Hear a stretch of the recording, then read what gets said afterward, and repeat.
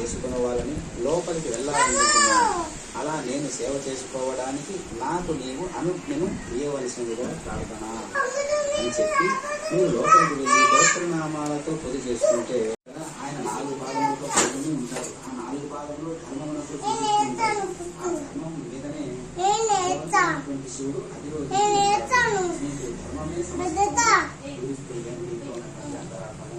కావున ధర్మం అనేది ఒకటి పట్టుకుంటే చాలు. పరమాత్మ ఎక్కడ ధర్మం ఉంటుందో అధిష్ఠిస్తాడు అంటాం. అప్పుడు ధర్మానికి ప్రతీకగా ఉన్నటువంటి నందీశ్వరుణ్ణి మనం పట్టుకుంటే మనం ధర్మానికి ప్రతీకగా ఉన్నట్టు కదా.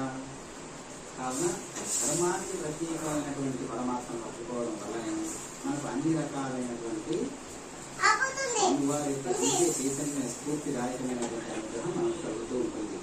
అందుకనే 4 కాళ్ళ మీద ఉండేటటువంటి ధర్మాన్ని మనం గట్టిగా పట్టుకున్నట్లయితే మనల్ని భగవంతుడు అధిష్ఠిస్తాడు అని దీంట్లో ఉన్నటువంటి అంతరార్థం. అందుకనే ధర్మమే సమస్త అవుతుంది. నందీశ్వరుడు 4 పాదాలు.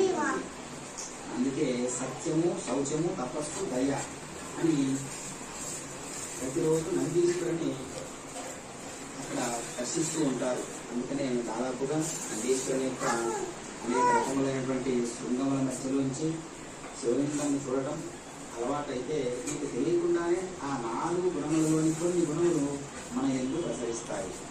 ఈ 4 పాదముల చేత నందీశ్వరుడు ధర్మమే తానే ఉన్నాడు. కావున భోజ మహారాజు చంపూ రామాయణంలో తినొచ్చా అయిందా చెబుతూ ఉంటాడు. అయిందా తినొచ్చా చనిపోయి